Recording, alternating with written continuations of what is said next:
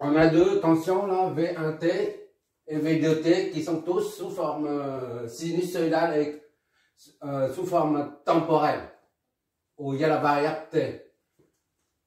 L'unité c'est les volts, des tensions.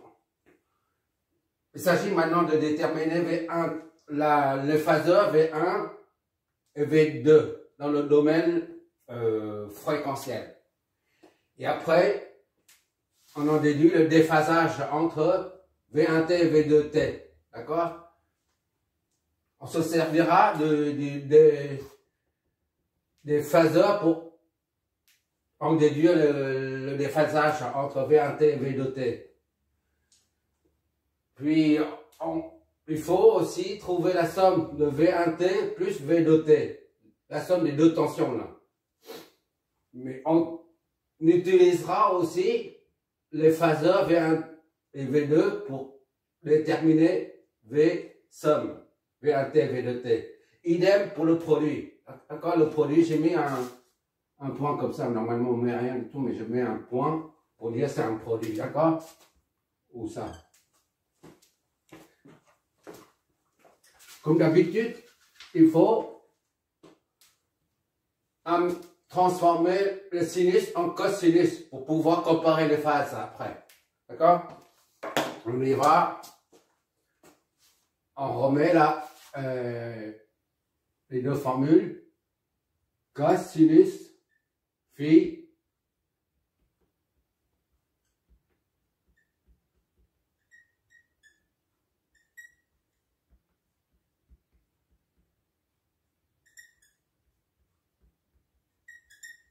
Voilà. On se servira de ces deux formules pour les transformations. D'accord? Bon, comme d'habitude, là, on n'a pas besoin de transformer puisque c'est déjà sous forme cosinusoïdale. Tandis que la première équation, là, V1T, est sous forme sinusoïdale. On la transforme donc en cosinusoïdale afin de comparer les deux. D'accord? On y va, V1T est égal à 20 sinus 50T plus 60. D'accord? V sinus, on considère ça comme phi. Là, comme phi ici. Sinus était la cosinus moins 90. D'accord? V1T. Et donc, est égal à 20 fois sinus, on transforme en cosinus. Cosinus de phi, là, c'est tout ça. 50T plus 60. Et maintenant, on rajoute moins 90. D'accord? Donc,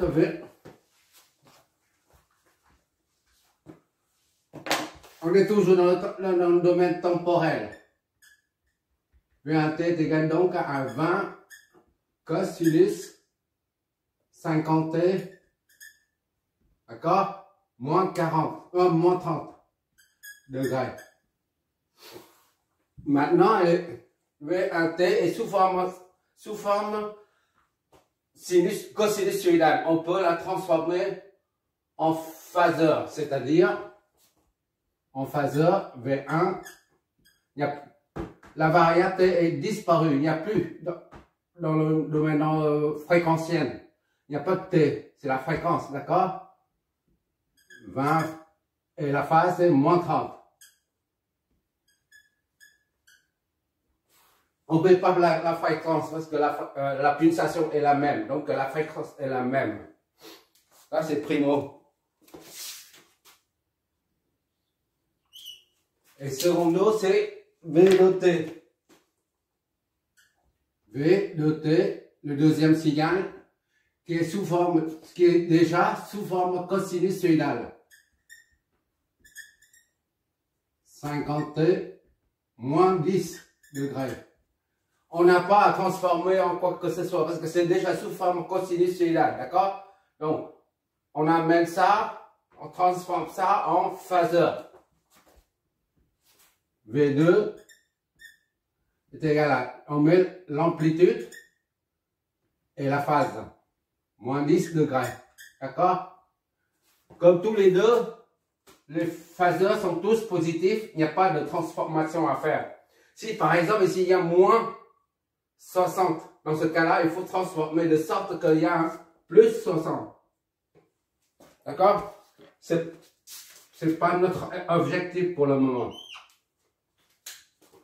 Voilà, ça c'est deux phaseurs. Maintenant, il faut trouver les déphasages entre V1T et V2T. Mais on n'utilise pas ça pour, pour trouver le déphasage. On se sert de ça. D'accord? Il suffit de dessiner en main levée. On fait un petit croquis et on effacera après. Voilà. Ça, c'est V1. Le plus petit, c'est moins 10, moins 30. Disons, c'est ici, c'est 3. Voilà. Moins 30, c'est là. Moins 30 degrés.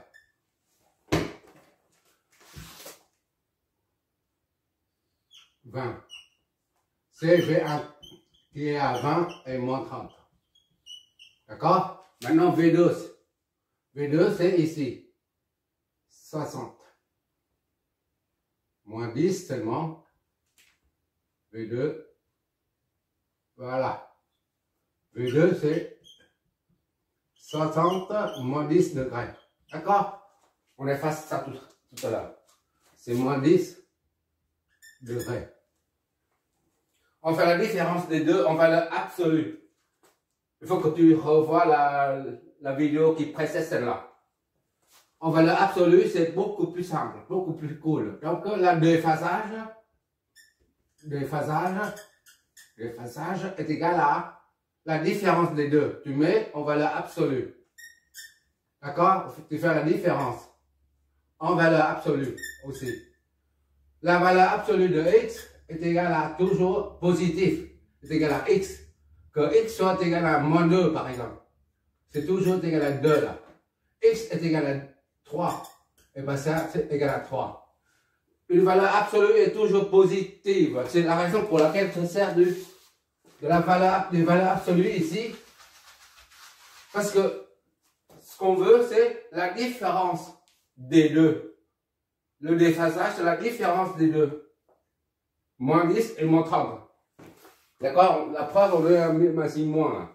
Donc ça, c'est 30 moins 10. Ça fait 30. D'accord? Mais la différence des deux, tous les deux se trouvent ici, là. Ici, là. D'accord? C'est moins, là.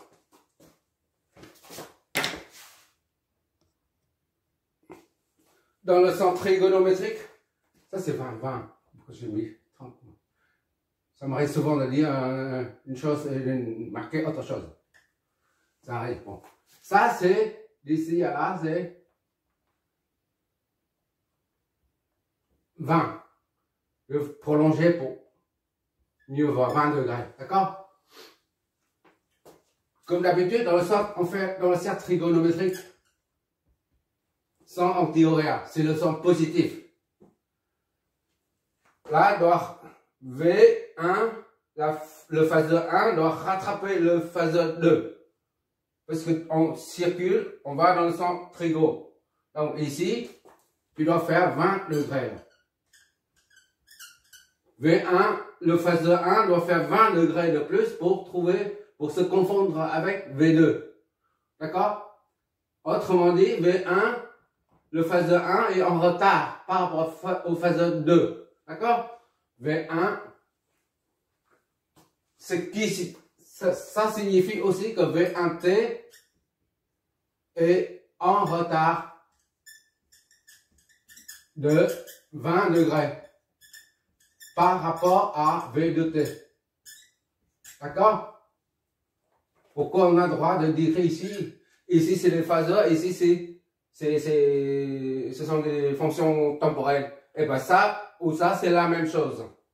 Exprimé dans le domaine fréquentiel ou dans le domaine temporel, ils ont toujours le même déphasage. D'accord? Donc la conclusion c'est que le déphasage entre V1T et V2T est de 20 degrés. Et V2T T est en avant et en avance de 20 degrés par rapport à V1T. Ou on peut dire V1T en retard de 20 degrés par rapport à V2T. D'accord? Je vais effacer ça. Moi, j'ai effacé, on retient seulement le résultat. Les phasages, c'est 2. Ça, c'est 1, les phaseurs. 2, les phasages. Phasage entre... Oh là. C'est encore de l'eau là. Voilà, comme ça, il n'y a plus d'eau.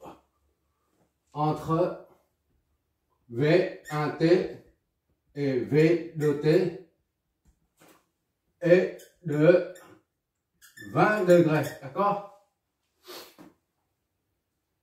Et on précise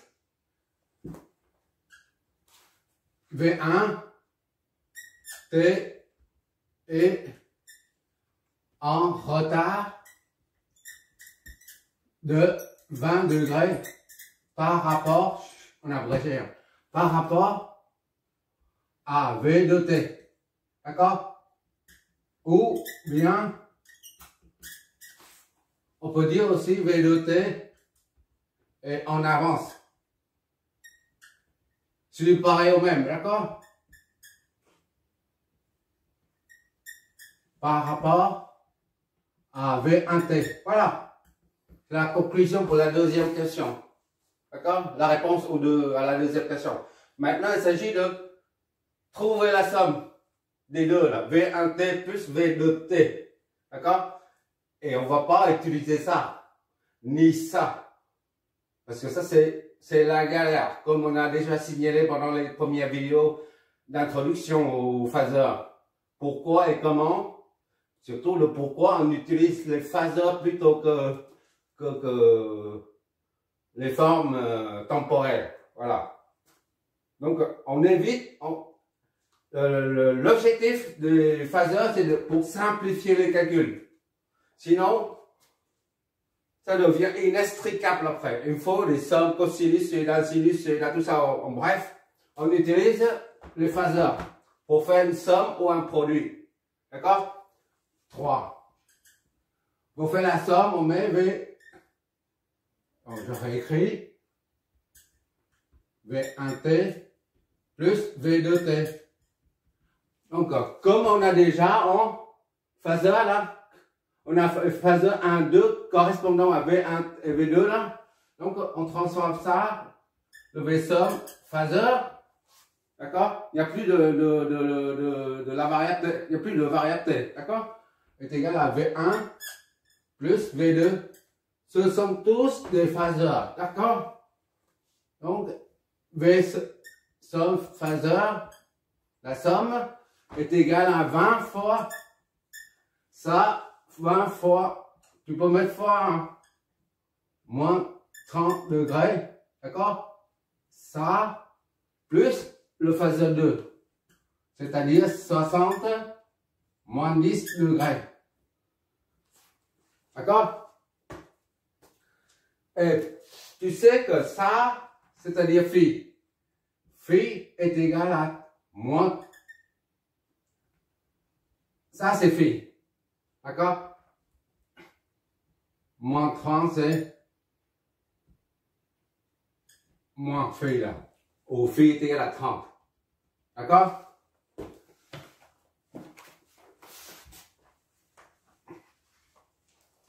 Or, ça là, c'est un nombre complexe sous forme polaire.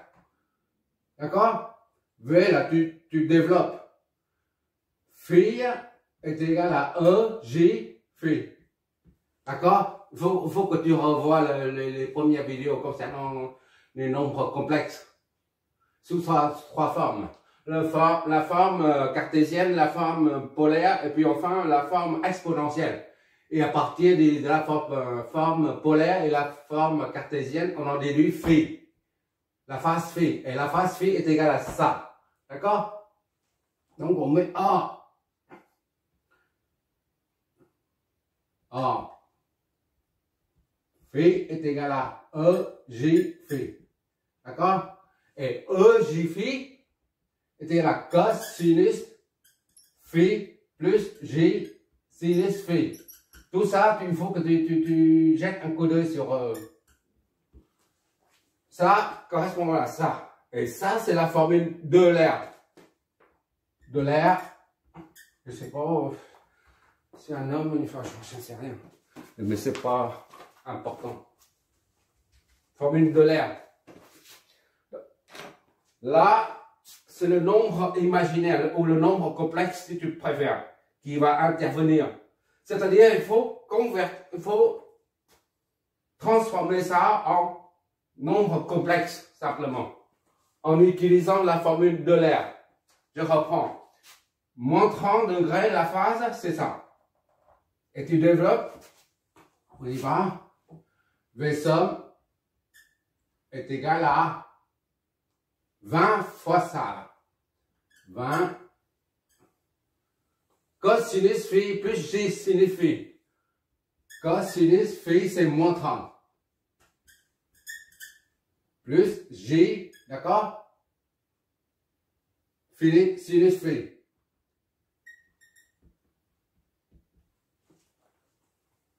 Tu peux mettre moins ici, hein, et ça devient moins là. Je n'ai rien mis ici, c'est-à-dire plus. J'ai mis plus. Et si tu mets moins ici, tu remets ici moins. Par contre, l'angle sera 30 degrés, mais pas moins. D'accord? Mais pas moins. Moi, je préfère comme ça, c'est plus simple. Moins 30 degrés. D'accord? Je me sers toujours des plus, comme ça, pour simplifier la vie. Voilà. Et l'angle, moins 30, on met tel quel. Là, c'est le premier phaseur. Le deuxième phaseur, c'est 60 moins 10 heures. Deuxième phaseur, c'est 60 fois cosinus de moins 10 plus J sinus de moins 10 degrés. Voilà. Je m'éloigne. Maintenant, il suffit de développer tout ça. On est en phaseur, d'accord? Et ces deux phaseurs sont convertis en nombres complexes. Parce qu'il s'agit d'une addition ou d'une soustraction. Lorsqu'il s'agit là, il s'agit d'une somme des phaseurs, c'est pour ça, c'est la raison pour laquelle on les transforme en nombres complexes, le J là. Mais s'il s'agit d'un produit ou d'une division entre deux phaseurs, eh ben, tu fais directement sans avoir besoin de les décomposer en nombres complexes, d'accord? Ce sera ce qu'on fera là, ici, là, lorsqu'il s'agit des produits. Pour l'instant, c'est la somme. Donc, on utilise les nombres complexes. Le phaseur somme et donc est égal à 20 fois cosinus moins 30 degrés. D'accord? Plus J. Je mets en avant 20 fois sinus moins 30 degrés. D'accord? Ça, c'est fois. D'accord? Et là, c'est 60 cosinus de moins 10 degrés plus J fois 60 sinus de moins 10 degrés. Tu n'as pas remarqué qu'ici, on n'a que des plus là. Et pour les angles, on n'a que des moins. Ça permet de simplifier au lieu de mettre un signe moins là, plus ou moins là. On verra ça après, parce que là, sinon, je vais t'embrouiller. Bon, 20 cosinus, moins 30, on les regroupe, moins 30 degrés, et plus 60 cosinus de moins 10 degrés, d'accord? Plus ça et ça. On met J en facteur, ce qui reste 20 fois sinus de moins 30 degrés.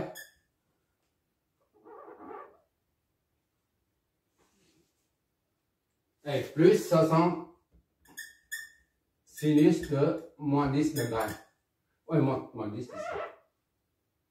C'est ça, hein? J, 20, moins 30, oui. Et ici, c'est moins 10.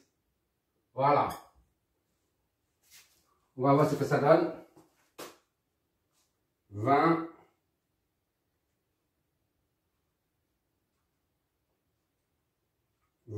Fois cosinus de moins 30.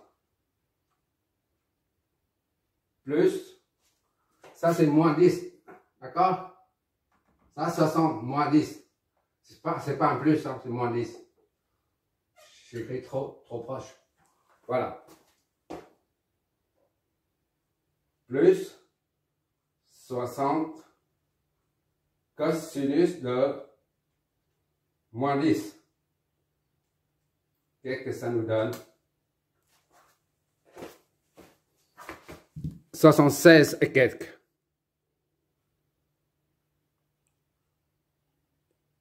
D'accord? Donc, 76 somme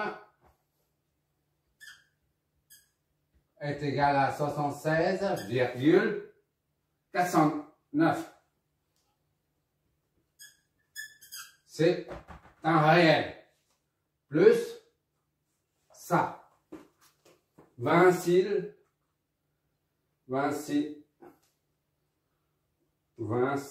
de moins 30. D'accord? 20 sinus de moins 30. Plus 60 sinus de moins 10. Moins 10. Moins 20.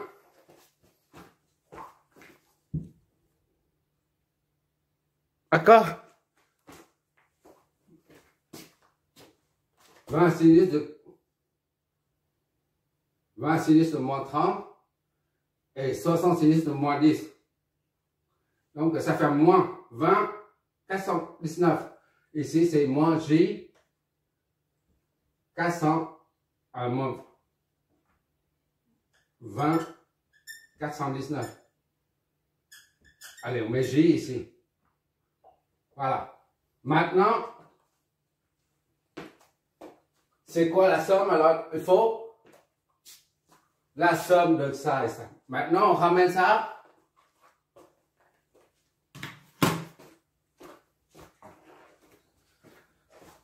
On calcule la phase. On doit trouver, pour un phaseur, il y a le module, l'amplitude et la phase. Maintenant, tout à l'heure, on a pris ça. On transforme en nombre complexe pour pouvoir les additionner. D'accord? Maintenant, il faut faire, on transforme ça en phaseur. Donc, il faut le module, l'amplitude et la phase. Le module, c'est quoi? On a dit, le module, d'accord? C'est comme ça. Ça, c'est le phaseur. Ça, c'est son module. Et il y a la racine carrée de ça au carré plus 20, 419 au carré. Tout ça au carré. Donc, V, le module du phaseur somme, et donc est égal à 1.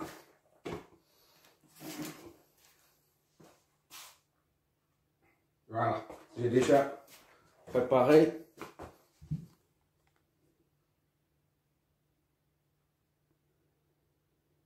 « 79,09 »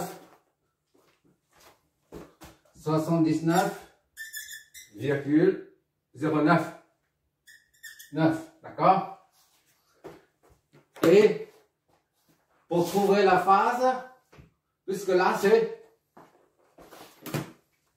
ça, la soute, ici là.